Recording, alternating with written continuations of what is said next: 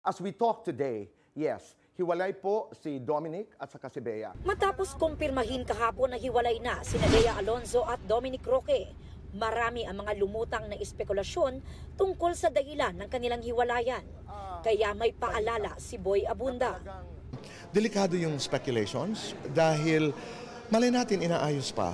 Malay natin nag-uusap. I don't know. How much do we really know? How much do we really know? Kaya yung aking call, yung panawagan na sanay, we can be a little kinder. Tumanggi si Tito Boy na pangalanan ng kanyang sources, pero hindi pa raw niya nakakausap sina Bea at Dom pagkatapos ng kanyang mga sinabi kahapon. Tito Boy, nag-reach out ba sa'yo si Bea or Dominic after that revelation? Hindi pa. Hindi pa. And But do you wish to talk to them or did you reach out? like you, I'd like to be able to do an interview with Dominic, with Bea, and get it straight from them. Get it straight from them. I can imagine that what they're going through is very difficult. Hanggang ngayon, hindi pa rin nagbibigay ng komento sina Bea at Dominic. Hey, Han.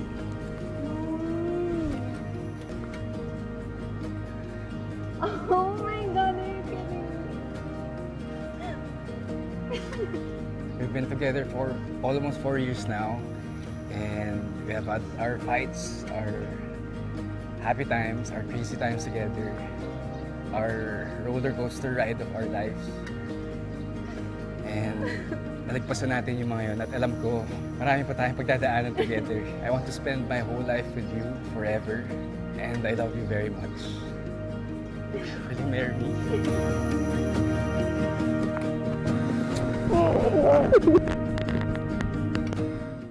Ang video ng proposal ni Dominic Roque kay Bea Alonzo umani ng libo-libong views at likes sa social media.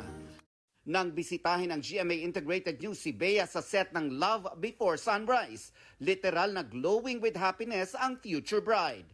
At dagdag sa kinang ni Bea, ang classic round diamond engagement ring. Kasing perfect daw ito ng proposal ni Dom sa gitna ng photoshoot niya sa Bataan last Tuesday. Tapos alam mo, ang dami-dami ko nang ginawang ganyang eksena sa buong career ko. Pero mali pala yung acting ko. Mali pala lahat. Alam mo pala yung nangyayari. Parang nag-freeze yung moments. Parang nag-slow-mo na parang naririnig ko lang yung thoughts ko na, oh my God, it's happening. So anyway, after the proposal, di ba, iyak ako na ngayon. Ganyan pala yun talaga sa totoong buhay. May wedding plans na kaya ang newly engaged couple? Definitely, it's not going to be a grand, or maybe, hindi ko alam kung saan kami dadalhin. Parang too soon to tell. Definitely next year. Wow. Pinaplano na rin daw ang tradisyonal na pamamanhikan para mapagsama nila ang kanilang mga pamilya at masimulan na ang pagpaplano para sa kasal. Bea Alonzo and Dominic Roque are engaged. Sa Instagram, ibinahagi ni Bea ang magical moment ng proposal ni Dominic kahapon. Sabi ni Bea, pinatatalikod siya ng photographer sa shoot at nang umikot siya, nakita niyang nakaluhod na si Dominic at may hawak na maliit na kahon. Nakaramdam daw siya ng joy, excitement at love all at the same time. Sa dinami-dami raw ng nagawa niyang proposal scenes bilang artista, nothing beats the real thing. Kabilang sa mga bumati na kina Bea at Dom, sina Heart Evangelista at Ann Curtis. Ang nakabibighaning beach sa Monterey. Ang makapigil hiningang sunset mula sa Pacific Coast Highway. Ang Mist Trail at Vernal Falls sa Yosemite National Park. Ang winery sa Napa County. At ang San Francisco Museum of Modern Art. Lahat ng yan na-enjoy ng husto ni Bea Alonzo sa kanyang short vacation sa Amerika. Now that I was able to see Yosemite. I'm planning to go to Zion and Yellowstone National Parks. Parang gusto kong puntahan yung mga national parks sa Amerika.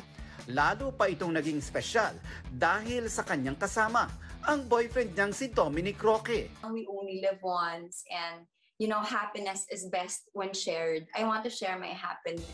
Mula nang mapabalitang magkasama sila sa Amerika, unti-unti nang naging mas open ang dalawa sa social media. Pero kung kilig overload na ang kanilang mga larawan, sa tingin ni Bea, Ang feeling ko, yung I think most treasured moments ng isang relationship ay yung mga moments na hindi na share sa social media. And I wanna keep it that way.